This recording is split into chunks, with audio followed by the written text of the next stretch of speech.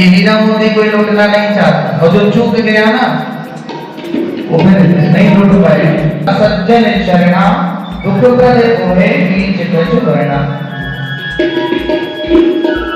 इन दोनों के बीच में संत का बंधन तो मैंने बताया, जो बंधनी नवनीत समाना कहा कवि पर कहे। कवियों ने कहा संत कहने के क्या होता है। बिना परिचय बताएं। मेरा नाम शशि शंकर पटेल है और हम लोग महाराज जी आए, हम लोग उनसे मिले और उन्होंने कहा कि राम कथा करना है बनारस में, काशी में। और सुन के हम लोग को बहुत अच्छा लगा। हम लोगों ने महाराज जी के साथ पहले दिन से ही, जैसे ही वो काशी में आए, हम उसी दिन से हम महाराज जी के साथ लग गए और कथा को हम लोग सफल भी बनाएंगे। जो भी कुछ परेशानी आ रही है हम सब उसको धीरे धीरे उसका खत्म करते हुए हम लोग कथा को सफल करेंगे। और सभी काशीवासी से आग्रह है कि वो सभी लोग कथा में आए, कथा का रसपान करें। ठीक ठीक। महोदय जी अपना परिचय बताएं। मैं तरुण कुमार मुखर्जी, समाज सेवी पेशे से अधिवक्ता हूँ। महाराज जी का आदेश हुआ, आप बनारस में पधारे वृंदावन से, उनका आदेश हुआ कि मैं यहाँ पर रामकथा का आयोजन कराना चाहता हूँ। हम लोगों का प्रयास रहा कि ये एक भव्य आयोजन हो और तीनों लोगों में न्यारी बाबा विश्वनाथ की प्यारी इस काशी नगरी में गंगा के किनारे उन्होंने अपना इच्छा प्रकट किया कि हम यहाँ पर जो है रामकथा कराएंगे। लेकिन किन्हीं कारणों से, कोई भी कारणों में यहाँ पर उसको उल्लेख नहीं करना चाहता हूँ, हम गंगा घाट में यह कार्यक्रम नहीं करा पाए। सर हम काशीवासियों के लिए मन में एक व्यथा रह गई हमारी कि हम नहीं करा पाए।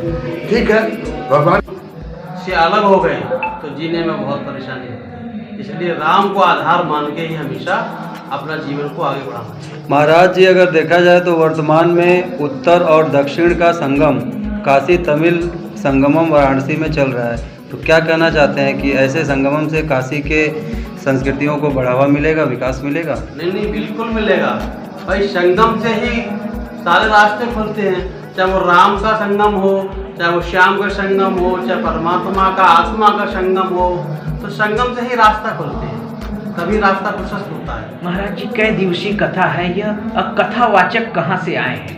ये 7 दिवसीय कथा है और कथावाचक दिल्ली से हैं, कृष्णानंद जी महाराज हैं। इस तरह की कथा करने का काशी में क्या उद्देश्य है और श्रद्धालुओं को क्या संदेश देंगे? काशी मुक्ति का धाम है। यहाँ कथा कहने से, कथा सुनने से जीव आत्मा को मुक्ति मिलती है। काशी में कथा का बहुत बड़ा महत्व है। स्वामी जी, काशी में कथा का आपने कहा कि मुक्ति का वो है। आज ये जो कथा राम मंदिर में आज चल रहा है, ये काशी की जनता के लिए क्या प्रभाव है? जो राम मंदिर में आज कथा आपका चल रहा है, काशी के अंदर चल रहा है, काशी की जनता पर क्या प्रभाव पड़ेगा? अब ये राम कथा चल रही तो काशी की जनता ये राम कथा सुनेगी तो निश्चित रूप से मुक्ति की मार्ग की तरफ जाएगी काशी की जनता। तमाम देश में त्राय त्राही है, हर जगह कहीं न कहीं कीर्तन हो रहा है, भजन हो रहा है जी, कहीं अयोध्या में हो रहा है, कहीं अन्य जगह, लेकिन उद्देश्य ये है। जी महाराज जी अपना परिचय बताएं। मैं श्रीकांत पांडे, सामाजिक कार्यकर्ता वाराणसी से हूँ। पांडे जी अगर बात की जाए तो आज राम जानकी मठ प्रांगण में भागवत कथा हो रही है, उसके बारे में बताएं सर, कैसे आयोजन हुआ क्या? हमारे गुरुजी का आदेश था कि पहले हम लोग सुबह बनारस स्टेज पे करने वाले थे, जो परमिशन भी सारी मिल चुकी थी।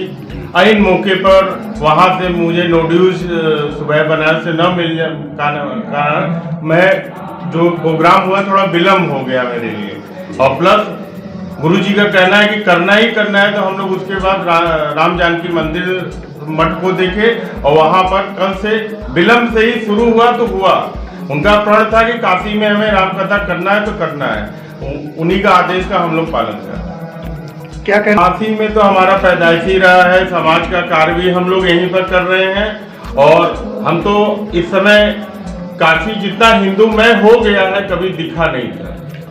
पांडे जी अगर बात की जाए तो आप आध्यात्मिकता को बहुत ही नज़दीक से जीते हैं और काशी को आप जानते हैं। इस समय जो वणक्कम काशी हो रहा है, काशी तमिल संगमम, तो क्या लगता है सर कि इससे काशी के विकास में इस कुछ तरह का प्रोग्राम चाहे हर कास्ट, हर माने हमेशा होना चाहिए। एक दूसरे का मिलने का यही मेन एक रास्ता है। जब हम आपसे मिलेंगे तभी ना हमारी परंपरा और हमारी चीज़ों को आप जानेंगे, हम आपको जानेंगे।